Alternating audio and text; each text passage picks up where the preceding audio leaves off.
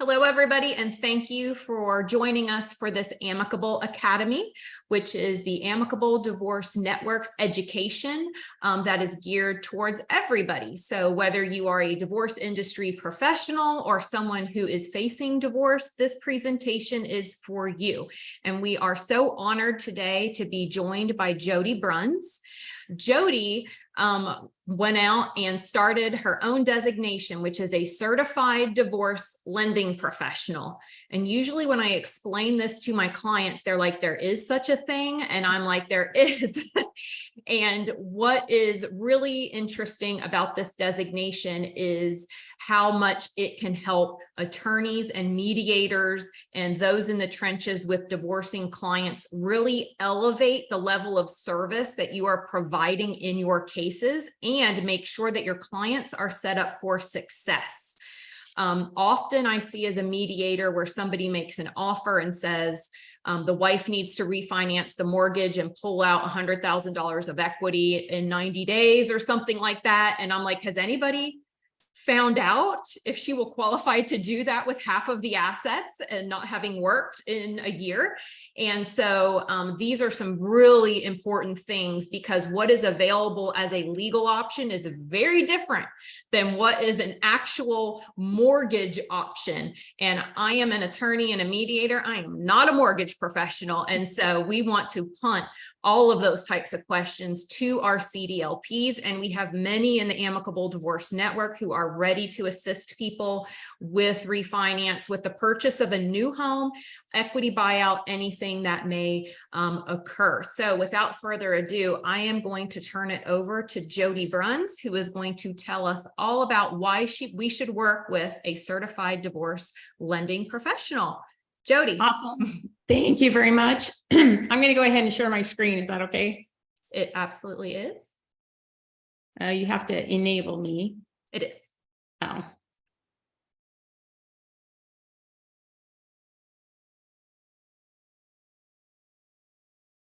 Okay, well, first of all, thank you very much, Tracy Ann, for inviting me to speak with your group today. I'm going to hopefully share some really good insight for everyone today on what and who a CDLP is and how they can, as Tracy Ann just said, really just elevate the outcome of your divorce settlements. And I would start off basically by saying, most of us, we would all probably on here agree that 100% of all divorces have some type of financial settlement, right? Whether it's closing and distributing the funds in a simple joint marital bank account, or even you keep your checking account, I'll keep mine. You have to sometimes distribute investment accounts, project valuations on pensions, etc. And obviously, from our viewpoint today, is there's real property involved. And, I think another thing that a lot of professionals, they overlook is the fact that family law proceedings themselves, they have the potential to affect, relationships at the most fundamental level. And what they don't often take into consideration is that housing itself is a fundamental basis of stability for the families and the divorcing homeowners. So I wanted to take the opportunity today to introduce you to the concept first of divorce mortgage planning and how it can positively affect the outcome of your divorce cases. And, another thing is we're all very familiar with the typical players, right, involved in a divorce case: the family law professionals, mediators, divorce financial planners, forensics, valuation experts, and some of the others, that are more of the ancillary players in this divorce case. So what I wanted today is to help you really understand another player that is out there and is available to help all of your divorcing clients, and that is the certified divorce lending professional. Just to, properly introduce you to myself is, again, my name is Jody Bruns. I am the president and founder of the Divorce Lending Association and the CDLP certification. I've personally been involved in finance and mortgage financing for over 35 years, actively working with divorcing homeowners and their divorce teams. And one of the things that I like to say is that I am not an advocate for divorce. You know, I've been there, I've done that, and I would not wish that on anyone. I am, though, an advocate for providing a higher level of service to anyone going through a divorce. You know, I'm very empathetic towards that. And I believe that it's through knowledge and education that mortgage professionals, attorneys, mediators, real estate professionals, et cetera, you truly can bring value to the divorcing homeowner and their professional divorce team with that elevated educational background. So again, thank you for joining us today. And I sincerely hope this is going to be worth your time. I wanted to start off by introducing you to, who is the Divorce Lending Association, first of all. We were founded in 2014, and we started off by providing, the education and training to mortgage professionals in the divorce market, or who wanted, to be more involved working with family law professionals.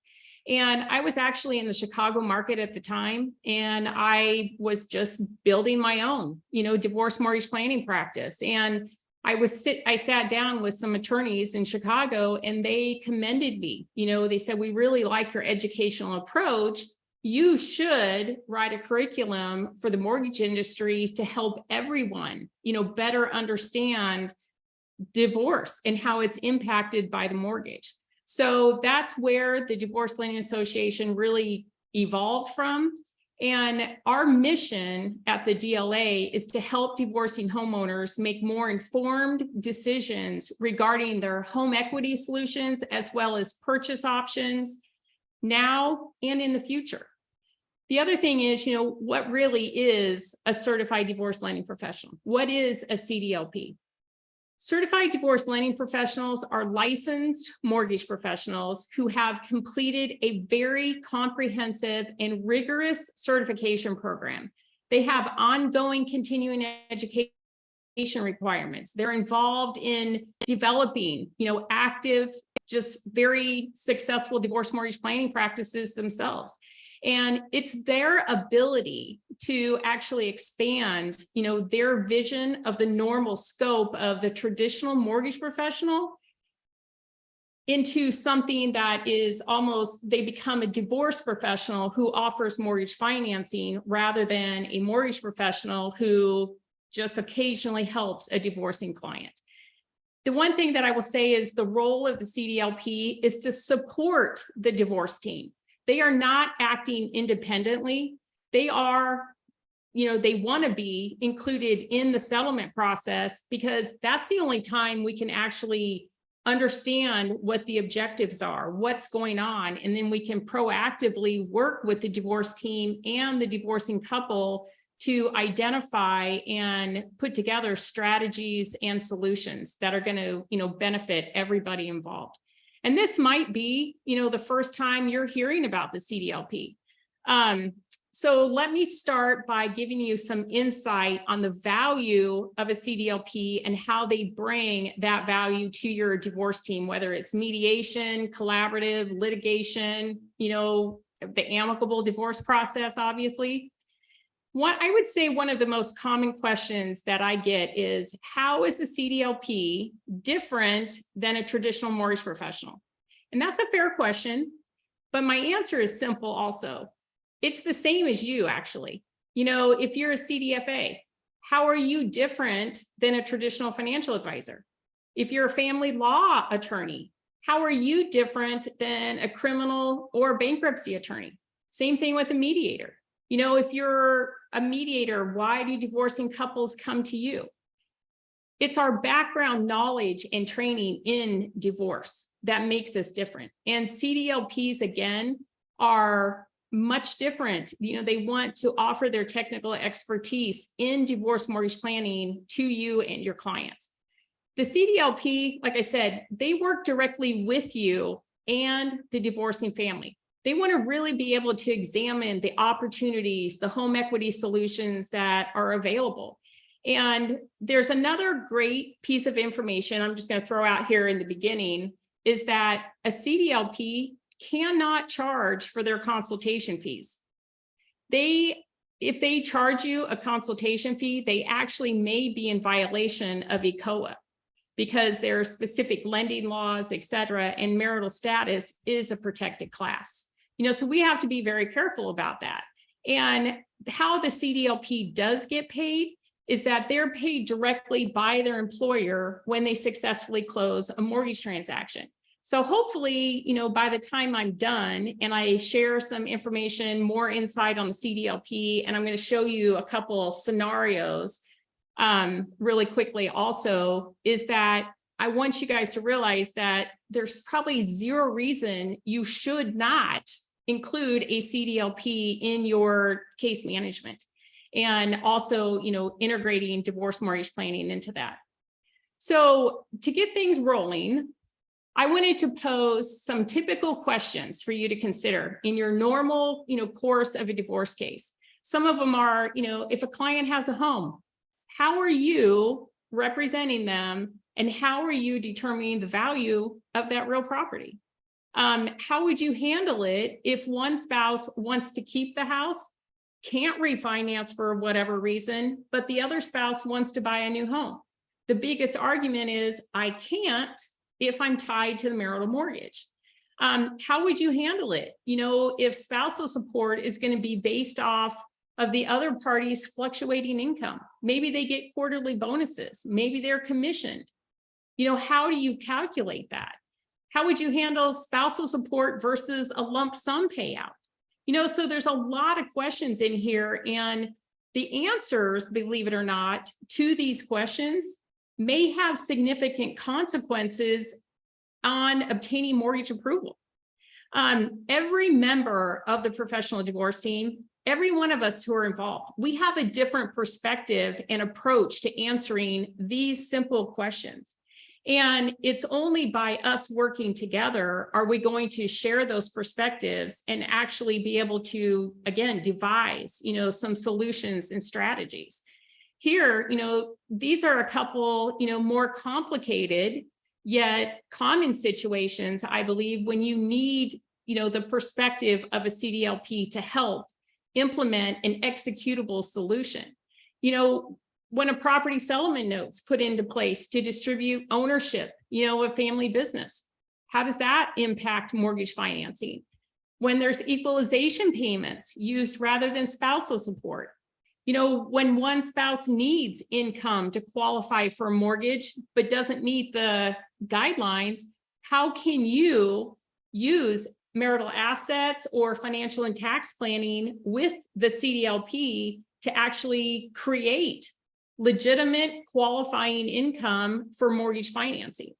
So these are questions and common situations that, in my opinion, the majority of family law professionals, they don't take into consideration.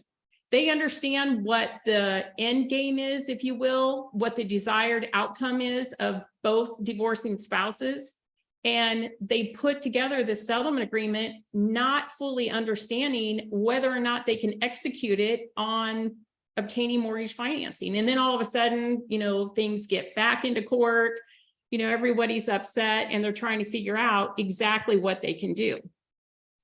So one of the things that I think is a great visual is understanding that every divorcing homeowner goes on their own unique journey. Their end game is different than anybody else's. And sometimes that end game actually looks completely different for both spouses. And I would say that the traditional journey begins with, what are we going to do with the marital home?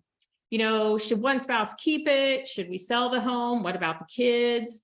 And then there's the financial aspect of it. Can I even afford, to keep the home with only one income now?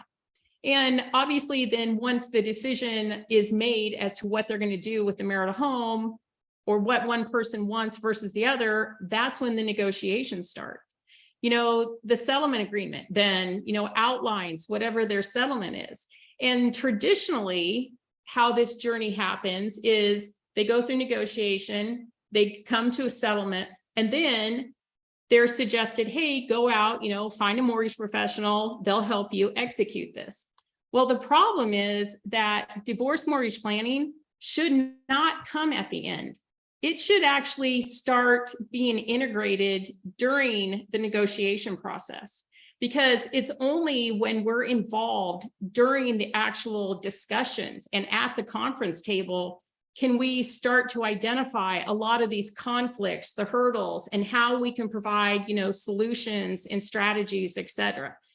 And this is actually where, divorce mortgage planning and a certified divorce lending professional fits in perfectly with the amicable divorce process. We all want to create an outcome where both spouses can find a sense of peace and closure. And when we can remove the conflict, that's going to come around the house, because a lot of people look at the house as a business transaction. It's much more than that, and if we're in their shoes, it's almost, in my opinion, sometimes a slap in the face to say it's just, look at it as a business decision. Yeah, it's financial, but we sometimes disconnect from the emotional ties, that are involved with that property. So I think if we all, again, just work together, it's going to be, such an easier, smoother process for the divorcing homeowners.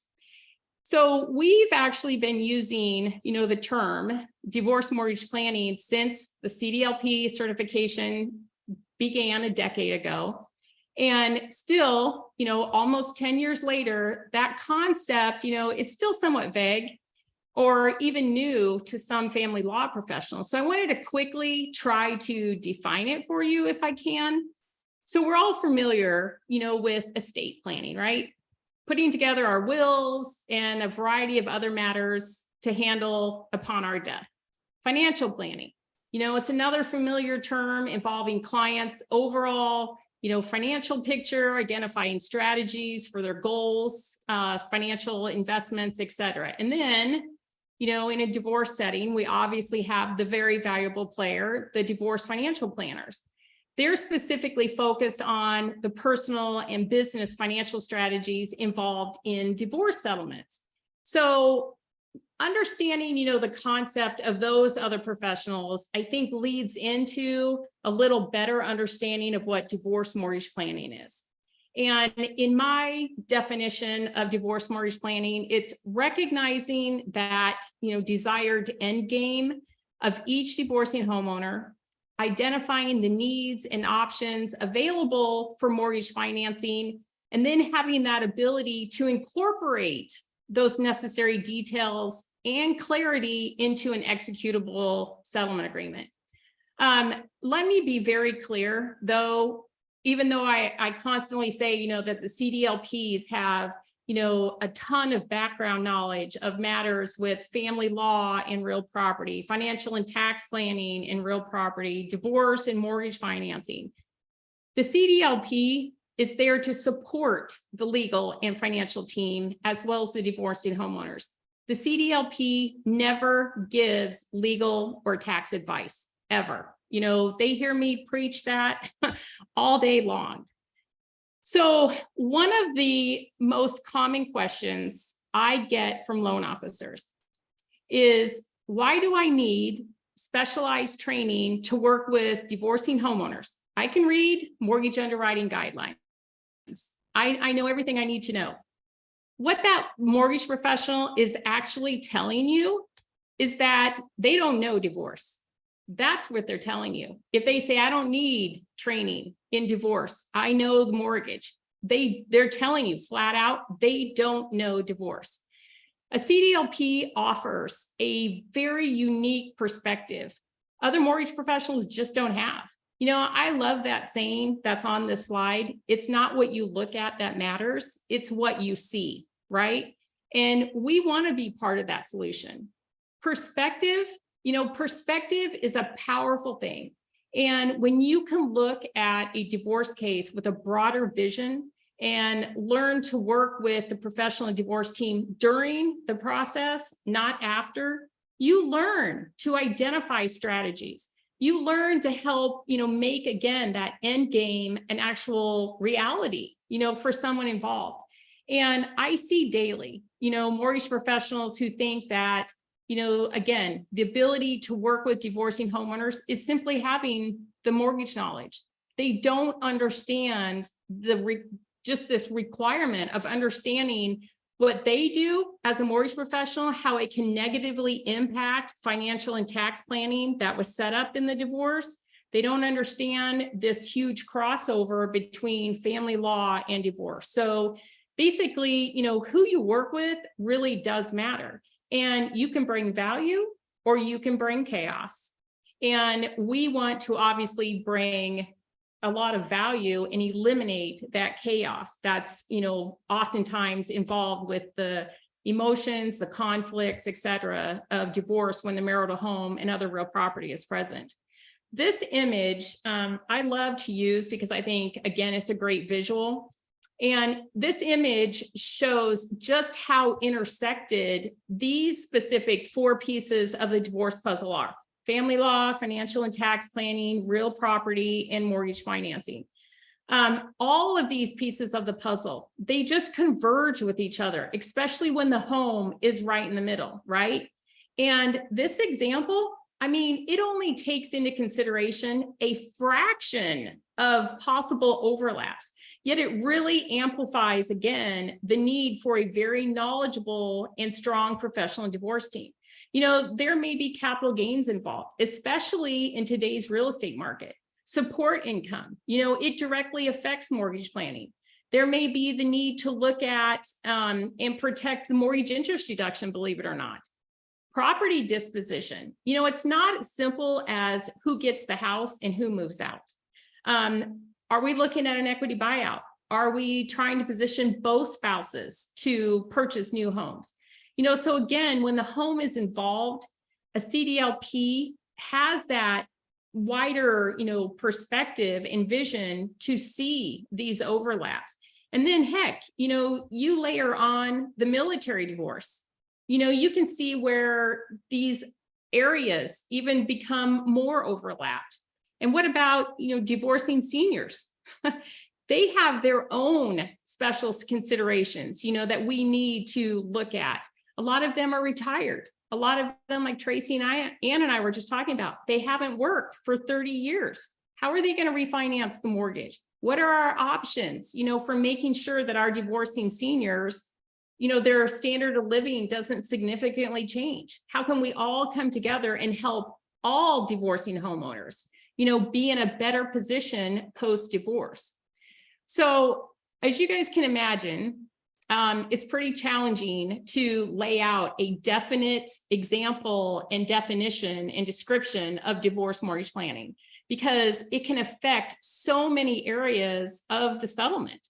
So I thought, to help explain it a little more, I give you just a couple common examples of how the divorce settlement itself actually conflicts with mortgage financing and how divorce mortgage planning is a little different animal, okay?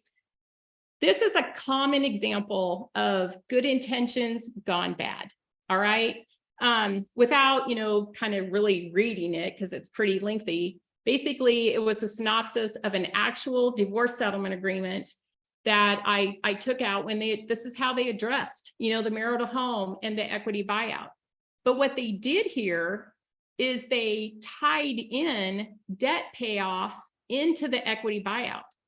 And what that does is it actually limits the dollar amount you can borrow against the house. In this case, the husband, he was only going to be able to access 80% of the value of the home.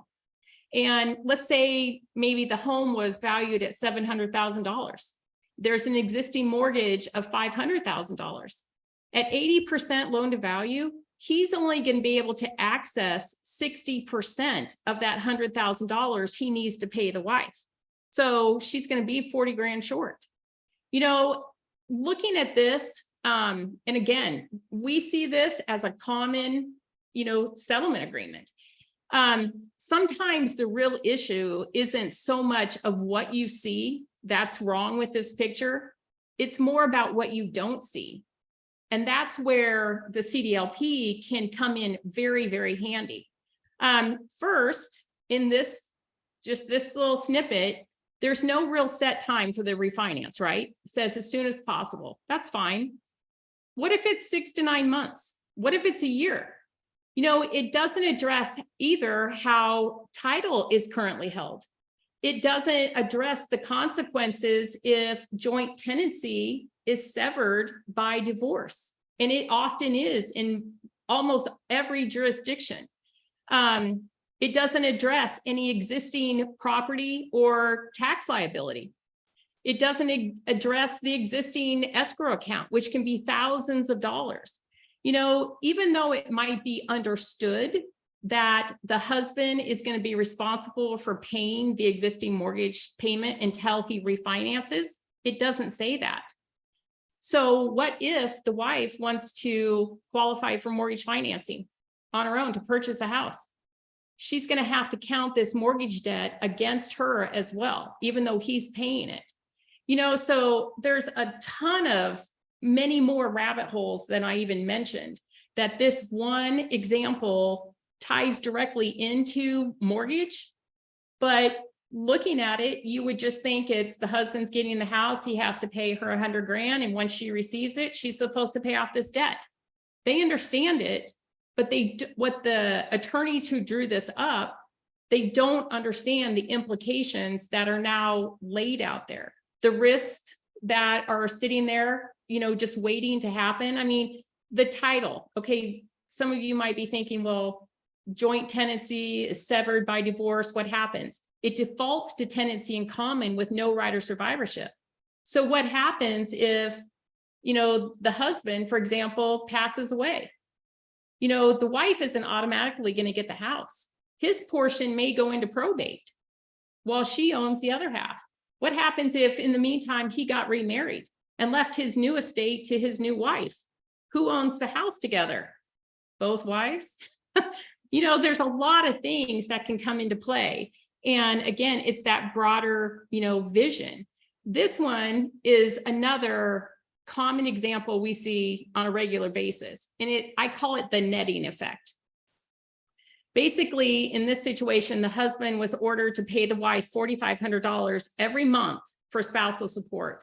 And until she refinanced the mortgage into her name, he was to pay specific medical bills and the mortgage directly, and then give her the remaining balance.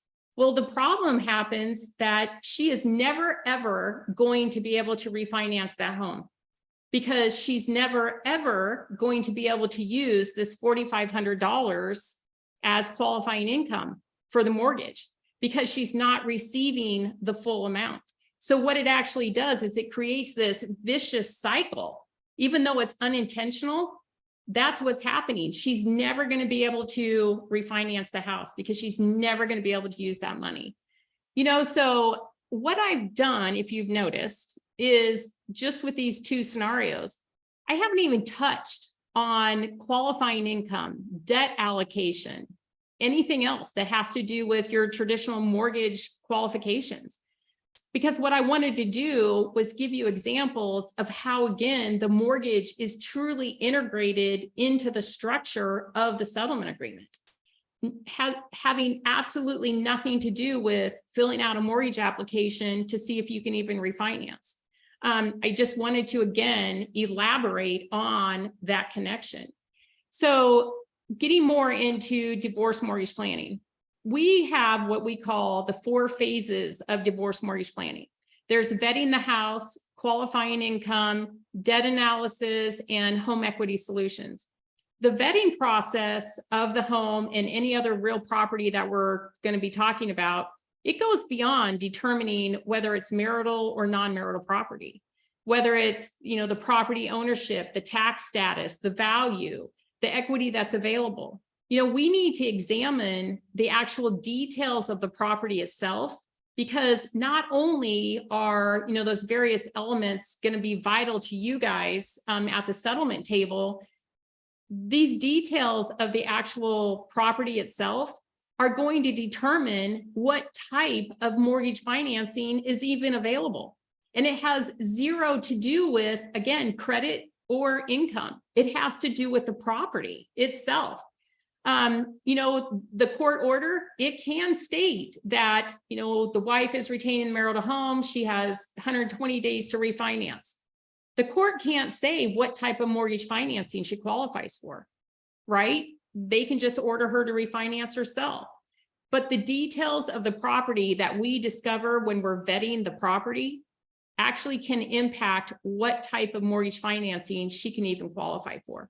You know, we have to obviously analyze the various income sources, you know, employment, support income. Heck, sometimes there's zero income. You know, we have, again, that lump sum payment that was used as a settlement in lieu of support. You know, what can we do as CDLPs working with the professional divorce team, again, to create qualifying income so that they can move forward? You know, how is the marital or individual debt being evaluated and distributed during the divorce? How can we help the divorcing homeowners come right back and make more informed decisions regarding their mortgage financing options?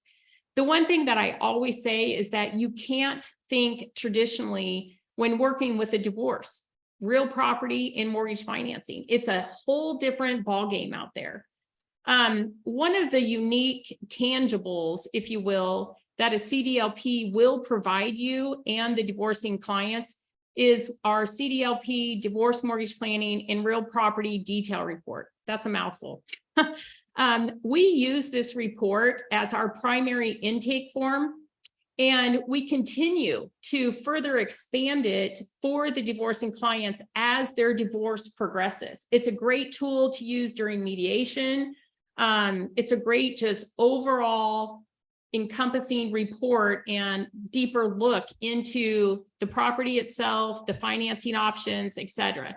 I mean, I'm just going to quickly show you a couple of the pages in it, but you can see just on the property detail page that we incorporate all 4 phases of divorce mortgage planning into this report. This property detail page right here, it gives you, as the attorney, the financial advisor, mediator, all of the information you need about the property itself. And it helps us, again, during that vetting process, from looking at the value of the home, the equity that's available, how ownership is held, if there's any outstanding tax liabilities. It gives us a heads up on insurance, because if both spouses aren't listed as primary insured, depending on who vacates, etc., once the divorce is final, there might be a gap in insurance coverage. And we definitely don't want that, right? We provide a full breakdown of existing mortgage liens on the property, so we know exactly what we're looking at. Again, you know, is there an escrow balance? I've seen them, you know, where they're $30,000. You know, is there an equity line of credit open and active? We're also going to provide you and your clients with possible financing options for executing either an equity buyout order or purchase options. One of the amazing things about this report is it allows us to run real life scenarios based on changes and proposed, you know, dollar amounts on buyouts, support income, debt allocation, etc. And obviously, you know, we're also going to address whether income sources are qualified or not qualified. We're going to address all the, you know, debt obligations and just so much more involved in this. Again, what I said, you know, it's a live report. We can alter the numbers as we go, show you different scenarios, what works, what doesn't. And this report is so comprehensive and good that we've actually had some attorneys use it to win higher support income for their clients, and also, you know, negotiate better outcomes, because we can show them the direct impact of what the proposed settlement is on mortgage financing. So if you circle back to some of the initial questions, you know, that I raised at the beginning, I hope you now have your own, you know, different perspective of how integrating divorce mortgage planning into your case management can produce, you know, a much different end game for both of the spouses.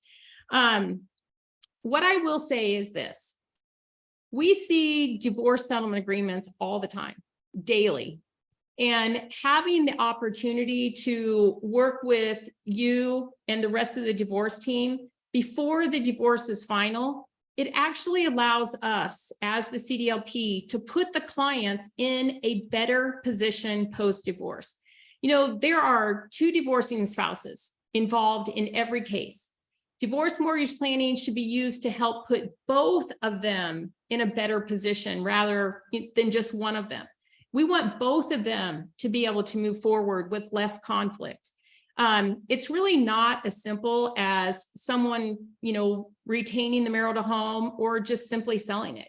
There's a lot more involved in the overall picture. And again, those areas of overlap that I showed you in that Venn diagram, they affect not only the divorcing couple, but it can actually impact how each member of the professional divorce team effectively does their job too. Whether it's the attorney, the financial advisor, or the CDLP integrating divorce mortgage planning.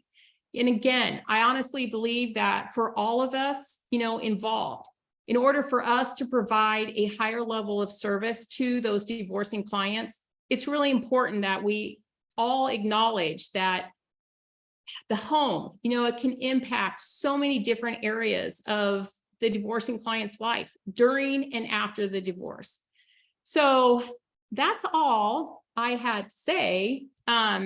But what I wanted to do again was just provide you some insight, maybe a little bit of clarification on the CDLP and how they can be of great value to you. And if you want, to find a CDLP in your area, if you want to look at, some of our blogs or articles that we've written on divorce mortgage planning, you can go to our website at divorcelendingassociation.com. Up in the right-hand corner, there's Find a CDLP, our blog, our podcast. There's a lot of resources for you. So Tracy Ann, thank you again. Thank you so much. If you're here joining us live, we're going to have a Q&A in just a minute after we turn off the recording. I think one of the smartest things that I can do as an attorney and as a mediator is be smart enough to admit what I don't know. And I do not know how people would qualify for a mortgage. And I want happy clients that can keep their home or get a new home. And changing my practice to incorporate a certified divorce lending professional has been one of the best things that I have ever done. And something else that's really important to note is that sometimes if the home cannot be saved, as the attorney, you're not the one delivering the bad news. You get to punt that to a mortgage professional. But when Jody was showing those reports, I'm very familiar with that. I've had several circumstances where when we run the numbers and we say, we just need one more year of support, we need support to be at a certain level, that really just cuts the negotiations. We have this professional document and we love having certified divorce lending professionals as a member of our team, and hope if you're watching this that you will look for them. You can look in our membership directory to see if there's one in your area. If you are watching this, we have several other opportunities for you to learn more about certified divorce lending.